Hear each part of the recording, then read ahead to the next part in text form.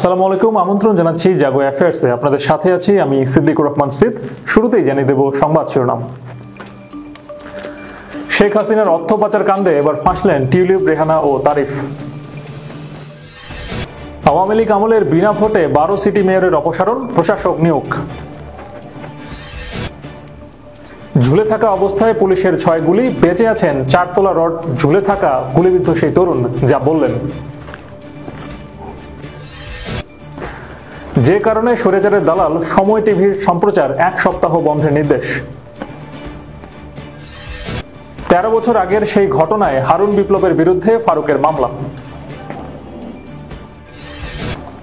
পদত্যাগ করতে বাধ্য হলেন কোরআন তেলাওয়াতে নিষেধাজ্ঞা দেওয়া ঢাবির সেই অধ্যাপক। শুনছিলেন শিরোনাম, এবারে বিস্তারিত। এবার 59,000 কোটি টাকা আত্মসাতের অভিযোগে শেখ হাসিনার সঙ্গে ফেঁসে যাচ্ছেন বোন শেখ রেহানা ও রেহানার মেয়ে টিউলিপ। গ্লোবাল ডিফেন্স কর্পোরেশন নামে একটি পোর্টালের প্রতিবেদনে উঠে এসেছে এমন তথ্য। প্রতিবেদন থেকে জানা যায়, রূপপুর পারমাণবিক বিদ্যুৎ কেন্দ্র থেকে 59,000 কোটি টাকার বেশি আত্মসাৎ করেন বাংলাদেশের ক্ষমতাচ্যুত প্রধানমন্ত্রী শেখ হাসিনা। তারা জানান, মালয়েশিয়ার একটি ব্যাংকের মাধ্যমে তাকে অর্থ আত্মসাতের সুযোগ করে দেয় রাশিয়ার রাষ্ট্রীয় পারমাণবিক শক্তি কর্পোরেশন রোসাটম, যাতে মধ্যস্থতা করেন ভাগ্নি টিউলিপ সিদ্দিক। দেশের সবচেয়ে বড় ও ব্যয়বহুল প্রকল্প রূপপুর পারমাণবিক বিদ্যুৎ কেন্দ্র। আশা করা হচ্ছে এটি পুরোপুরি বাস্তবায়নের পর 20% বিদ্যুতের চাহিদা পূরণ হবে। সম্প্রতি এ বিষয়ে নিজস্ব অনুসন্ধানের ভিত্তিতে প্রতিবেদন প্রকাশ করে গ্লোবাল ডিফেন্স কর্পোরেশন নামে একটি পোর্টাল। প্রতিবেদনে এতে বলা হয়, রাশিয়ার সহযোগিতায় বিদ্যুৎ কেন্দ্রটি নির্মাণে খরচ হয় $1,265 কোটি, প্রয়োজনের তুলনায় যা অনেক বেশি, যাতে মালয়েশিয়ার এক ব্যাংকের মাধ্যমে শেখ হাসিনাকে এই বাজেট থেকে 59,000 কোটি টাকা আত্মসাতের সুযোগ করে দেয় রোসাটম। নিজের ভাগ্নি টিউলিপ সিদ্দিকের মধ্যস্থতায় রাশিয়ার সঙ্গে এ চুক্তি করেন সাবেক প্রধানমন্ত্রী শেখ হাসিনা। এই মধ্যস্থতার বিনিময়ে পাচার করা অর্থের 30% পেয়েছেন টিউলিপ, শেখ রেহানা ও পরিবারের কয়েক সদস্য। 2013 সালে রাশিয়ার প্রেসিডেন্ট পুতিনের সঙ্গে শেখ হাসিনার সাক্ষাতের সময় সঙ্গী ছিলেন টিউলিপ সিদ্দিক। গ্লোবাল ডিফেন্স কর্পের দাবি, সেই সময় ঢাকা মস্কোর $1 বিলিয়ন অস্ত্র চুক্তির মধ্যস্থতাও করেন তিনি। 2009 সালে প্রচ্ছায়া লিমিটেড নামে একটি ভুয়া কোম্পানি চালু করেন টিউলিপ সিদ্দিক, তার মা শেখ রেহানা ও চাচা তৎকালীন প্রধানমন্ত্রীর প্রতিরক্ষা উপদেষ্টা তারিফ আহমেদ সিদ্দিক। যুক্তরাষ্ট্রেও জুমানা ইনভেস্টমেন্ট নামে একটি কোম্পানি রয়েছে তাদের। গ্লোবাল ডিফেন্স কর্পের অভিযোগ, এই কোম্পানির মাধ্যমে বিভিন্ন দেশে অফশোর অ্যাকাউন্টে অর্থ পাচার করতেন Sheikh Hasina. Global defence corp নামে পোর্টালটি চালু হয় 2018 সালে। বিভিন্ন দেশের সামরিক ও প্রতিরক্ষা খাতে দুর্নীতির অনুসন্ধান করে থাকে তারা। বিশেষ করে চীন ও রাশিয়ার সামরিক শক্তির বিরোধ রোধে পশ্চিমার ঢাল হয়ে কাজ করে এটি। আওয়ামী লীগ আমলের বিনা ভোটে 12 সিটির মেয়র অপসারণ করা হয়েছে। তাদের অপসারণের পর সব সিটিতে প্রশাসক নিয়োগ দেওয়া হয়েছে। সোমবার স্থানীয় সরকার বিভাগ থেকে এ সংক্রান্ত 2টি প্রজ্ঞাপন জারি করা হয়েছে। অপসারিত মেয়ররা হলেন ঢাকা দক্ষিণ সিটি কর্পোরেশনের ব্যারিস্টার শেখ ফজলে-নূর তাপস, ঢাকা উত্তর সিটি কর্পোরেশনের আতিকুল ইসলাম, চট্টগ্রাম সিটি কর্পোরেশনের রেজাউল করিম চৌধুরী, খুলনা সিটি কর্পোরেশনের তালুকদার আব্দুল খালেক, রাজশাহী সিটি কর্পোরেশনের AHM খায়রুজ্জামান লিটন, বরিশাল সিটি কর্পোরেশনের আব্দুল খায়ের আব্দুল্লাহ, রংপুর সিটি কর্পোরেশনের মুস্তাফিজার রহমান মোস্তফা, সিলেট সিটি কর্পোরেশনের মোহাম্মদ আনোয়ারুজ্জামান চৌধুরী, ময়মনসিংহ সিটি কর্পোরেশনের ইকরামুল হক টিটু, কুমিল্লা সিটি কর্পোরেশনের তাহসিন বাহার সূচনা, গাজীপুর সিটি কর্পোরেশনের জায়দা খাতুন এবং নারায়ণগঞ্জ সিটি কর্পোরেশনের মেয়র সেলিনা হায়াত আইভি। অপসারণের প্রজ্ঞাপনে বলা হয়, স্থানীয় সরকার সিটি কর্পোরেশন সংশোধন অধ্যাদেশ 2024 এর 13 ক প্রয়োগ করে বাংলাদেশের এসব সিটি কর্পোরেশনের মেয়রদের স্ব পদ থেকে অপসারণ করা হলো। কোটা সংস্কার আন্দোলনের সময় সামাজিক যোগাযোগ মাধ্যম ফেসবুকে একটি নির্মীয়মান ভবনের ভিডিও ব্যাপকভাবে ছড়িয়ে পড়ে। ভিডিওতে দেখা যায়, নির্মীয়মান ভবনটির 4 তলায় রড ধরে ঝুলে আছেন একজন তরুণ, আর তাকে লক্ষ্য করে একের পর এক গুলি করছে পুলিশ। ভিডিওটি ছড়িয়ে পড়লে সর্বস্তরের মানুষ এর প্রতিবাদ জানায় ও সমালোচনা করতে শুরু করে। ব্যাপকভাবে ছড়িয়ে পড়া ভিডিওটিতে গুলি করা সেই ছেলেটি কি মারা গেছে নাকি বেঁচে আছে, এমন প্রশ্ন অনেকের। সম্প্রতি জানা গেছে সেই তরুণ বেঁচে আছে। তার নাম আমির হোসেন। তার গ্রামের বাড়ি ব্রাহ্মণবাড়িয়ার বাঞ্চারামপুরে। 6 থেকে 7 বছর আগে মাকে হারান তিনি। মায়ের মৃত্যুর পর 3 ভাই বোনকে নিয়ে ঢাকায় চলে আসেন। তার তার বাবা গ্রামে রিক্সা চালান। আমির হোসেন জানান, নয়াপাড়ায় একটি টিন শেডের বাসায় 3 ভাই বোন থাকেন। আফতাবনগরে একটি দোকানের কর্মী হিসেবে চাকরি করতেন তিনি। তার বড় ভাই নয়ন মিয়া একটি পোশাক কারখানায় কাজ করেন। গত 19 জুলাই বিক্ষোভের কারণে দোকান বন্ধ ছিল। আমি জুমার নামাজ পড়ে বাসায় ফেরার পথে বাসার কাছেই পাল্টাপাল্টি ধাওয়ার মধ্যে পড়ে যাই। পুলিশ গুলি শুরু করলে ভয়ে আমি দৌড়ে নির্মীয়মান ভবনটির 4 তলায় গিয়ে আশ্রয় নেই। তিনি জানান, এক পর্যায়ে বিক্ষোভকারীদের ধাওয়া করতে করতে পুলিশও ভবনটির 4 তলায় উঠে যায়। সেখানে তাকে পেয়ে পুলিশ সদস্যরা তাকে আগ্নেয়াস্ত্র তাক করে বারবার নিচে লাফ দিতে বলেন। একজন পুলিশ সদস্য তাকে ভয় দেখান এবং কয়েকটি গুলিও করেন। এক পর্যায়ে ভয়ে তিনি লাফ দিয়ে নির্মীয়মান ভবনটির রড ধরে ঝুলে থাকেন। তিনি ঝুলে থাকা অবস্থায়ও 3য় তলা থেকে আরেকজন পুলিশ সদস্য তাকে লক্ষ্য করে 6টি গুলি করেন। গুলিগুলো তার পায়ে লাগে। পুলিশ চলে যাওয়ার পর তিনি ঝাঁপ দিয়ে কোনো রকমে 3য় তলায় পড়েন। প্রায় 3 ঘন্টা পর তাকে একজন শিক্ষার্থী ও 2 জন চিকিৎসক উদ্ধার করেন।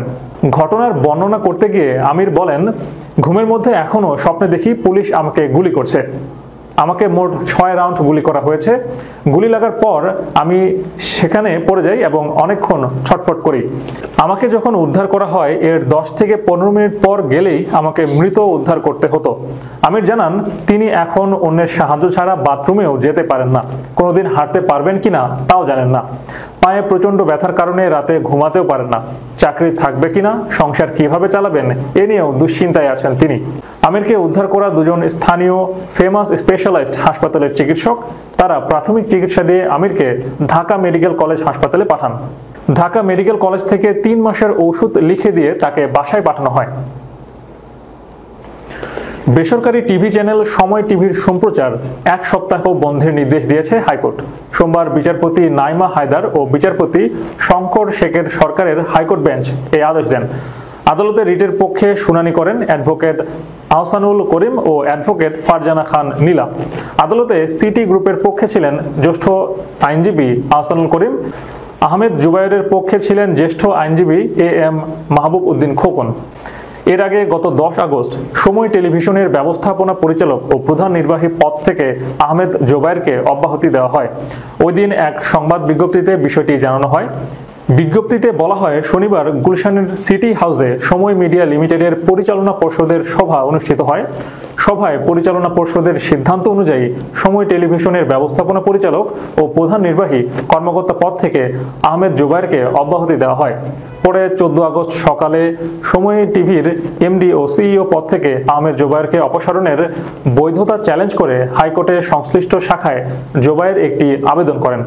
গত 5 আগস্ট বৈষম্য বিরোধী ছাত্র আন্দোলনে দেশের উদ্বৃত্ত পরিস্থিতিতে পদত্যাগ করে দেশ ছাড়েন শেখ হাসিনা। সেই খবর সারা দেশে ছড়িয়ে পড়লে বিক্ষুব্ধ জনতা সময় টিভি সহ বেশ কয়েকটি মিডিয়া কার্যালয়ে হামলা ও ভাঙচুর করে।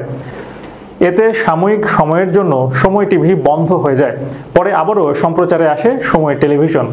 এরপরেই সামনে আসে মালিকানা সংক্রান্ত দ্বন্দ্ব।